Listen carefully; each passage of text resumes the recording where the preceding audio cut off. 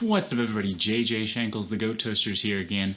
Today we've got a phone review. We've got the Pixel 4 XL versus the OnePlus 7 Pro. So this is a long form review. I've used both of them for quite a while now.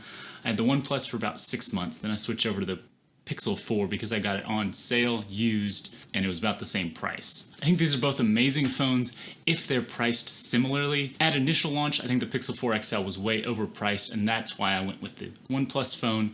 But now that they're both about similar prices, I think they're very competitive and equally matched, but made for a different person. And that's why I wanted to make this review and kind of explain the differences of them and why they're right for a different person. So first off, I wanted to get into the specs difference of them. These specs almost all go to the OnePlus. It's got more RAM, gives you more options. You can get 6, 8, or 12 gigabytes of RAM. This one is the 8 gigabyte version, while the Pixel 4 only comes with 6 gigabytes, and that's not changeable.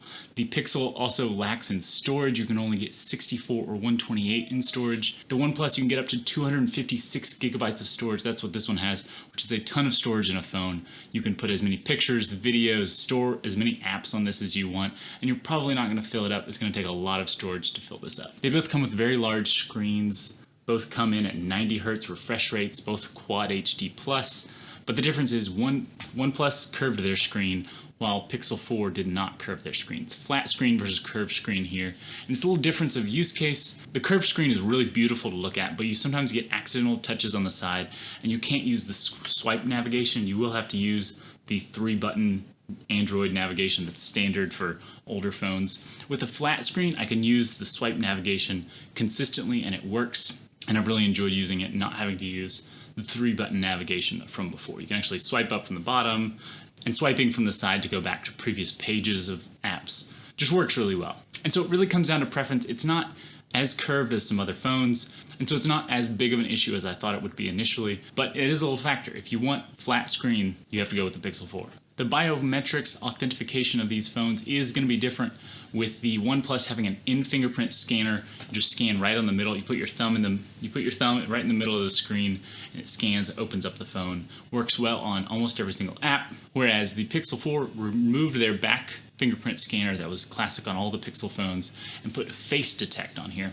And initially when this first launched, it wasn't accepted on all apps, didn't adopt it. But now that it's been out for a while now, almost every app now supports the face unlock from the Pixel 4, so it's getting more convenient to use. Another little feature here is the radar in here, so you can swipe between some songs. It's a little finicky. It works all right when it's sitting flat on a desk. You can swipe, but when you're holding it in the air, sometimes it works, sometimes it doesn't work.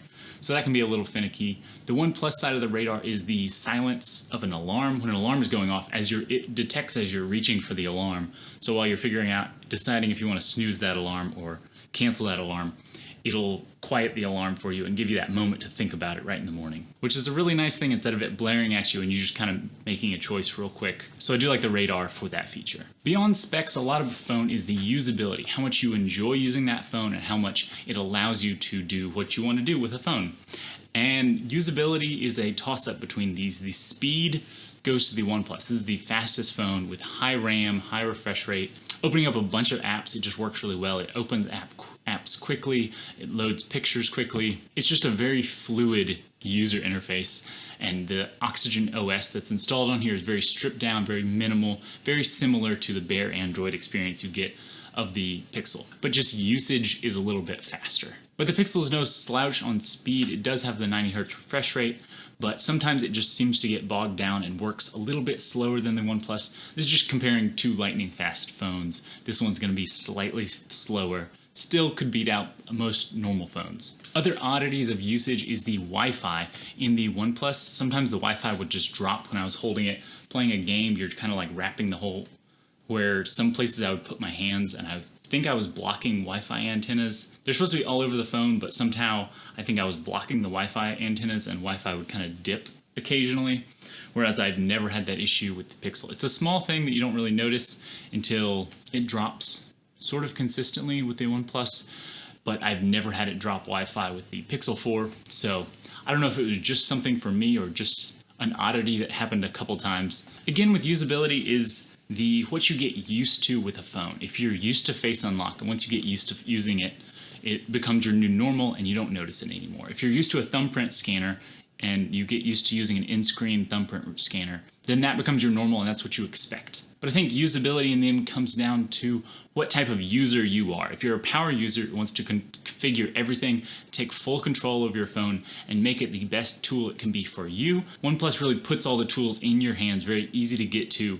but it does take some time to configure it and make it the perfect phone for you. Whereas the Pixel 4 just works out of the box. It works really well. It syncs across your apps. It kind of takes some choices for you. You have to dig into it and find those choices and set them up the way you want to, whereas it'll be a lot easier with the OnePlus to get those choices made. Another little thing to think about is which company makes your phone. If you're okay with a Chinese company making your OnePlus, I think you should Google it a little bit, read a couple articles on the OnePlus versus the Pixel 4 of the company behind your phone. I think you should know about them.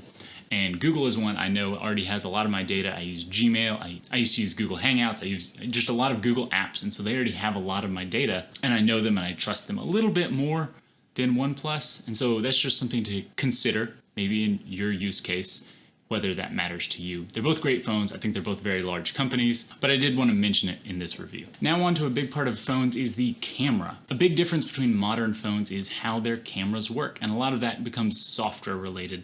Hardware doesn't change all that much. Hardware is important when it comes to cameras, but software behind it, Pixel has shown time and time again that they put better software in it, and they always have the best cell phone cameras across the board. But then OnePlus comes out with this pop-up selfie camera, which I think is amazing, and every phone should have a pop-up selfie camera nowadays. Initially, people had their doubts of whether it would be safe. Is it going to get knocked off there? But I've heard no rumors on Twitter or Reddit of people having their top cameras fail on them or get damaged, because it does have a drop sensor. It has drop detect, so if you drop it, it'll go away and it gives you a little warning. Or if you press on the top a little bit, give it a little bit of pressure and it will go down. And it gives you a warning saying, hey, don't do that again. But it pops right back up. And the security of not always having a front-facing camera is good, so hackers can't hack into your phone and then get access to that camera and record what you're seeing at all time. I do see more and more people putting sensors on their laptops to block that, but almost no one ever blocks their front-facing camera, except for OnePlus. They embedded it in the phone, so it's not always watching you. In the variety of cameras, OnePlus still wins. They have 3 cameras on the back. You've got a wide, telephoto, and a normal. Whereas the Pixel 4 only put a normal camera and a telephoto camera. I wish that telephoto had been a wide angle.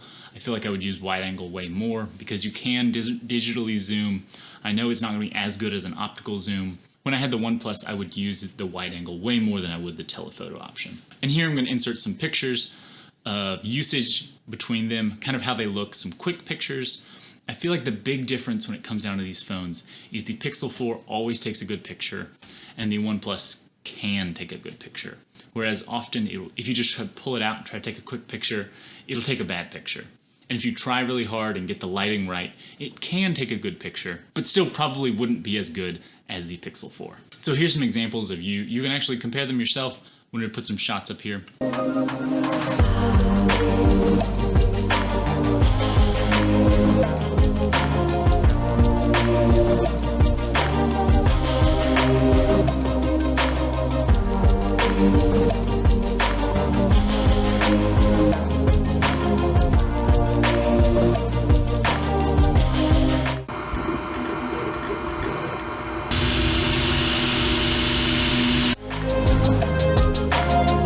Now on to if video is important, the OnePlus wins out when it comes to video, where I think the Pixel wins for photography. OnePlus has the video specs, gives you the video options. You can go high refresh rate. OnePlus, if you take it to 1080p, you can do 240 frames per second. Or at 720p, you can take it all the way to 480 frames per second. It's not going to give you a very high quality picture, but being able to slow things down that slow is really incredible. Whereas the Pixel 4, it does have slow-mo, but it doesn't tell you the exact frame rates it's shooting at. And the 4K video is locked at 30 frames per second. So if you're trying to sync that up with this 24 frames a second that I normally shoot videos in, it's not going to work as well. But the OnePlus allows up to 60 frames a second 4K, which the Pixel 4 should be able to do. It just seems like an oversight that they didn't put it on there. And I've heard the developers are going to release it later, but that's not really a good excuse. they should just have those settings on here. Night sight, both of them have it. Pixel 4, again, takes the lead on that. It has a better night sight. It even has an astrophotography mode. I haven't actually used it out except for a couple little situations. It was good, but I haven't really had a good situation to take good astrophotography shots yet. So that'll probably have to be a different review. Make sure you like and subscribe down below so you don't miss that. If you subscribe, it will notify you when that video drops. But overall, these are two really good phones if you can get them for a similar price. The Pixel 4 just dropped in price officially from their website, so you can get it for quite a discount now. Way better than the initial price. Initially, I think this was such an overpriced phone. Now that it's in more reasonable price ranges of these other phones, I think it is quite a good phone. And the phone I'm going to stick with. I'm going to be selling the OnePlus phone because I only need one phone, and I do think this is better for my use cases because I want a phone that just works, takes good pictures every single time, and syncs with the Google ecosystem very fluidly and just improves the user experience. The OnePlus is great if you want that customizability. If you're the power user that wants to really dig into it and have a much more powerful phone, the hardware is way better on the OnePlus, I do think. But for me, I just want the phone to work. If it's a PC, I want to customize that. I want to customize everything, how it's laid out, how I build it, what components I put in there. But a phone is just something I want it to work. It's a tool. Make it easy for me. That's why I'm sticking with the Pixel 4. But let me know in the comments which one you like more or which one you have any questions about. Since I have used both of them for quite a while now, hopefully I can answer your questions. And while you're down there, hit that like and subscribe button. It really helps this channel out. Helps with the YouTube algorithm if you'll like these videos. Hope you guys have an amazing day. Stay safe in there. Make sure you're washing your hands a lot. Go Toaster out.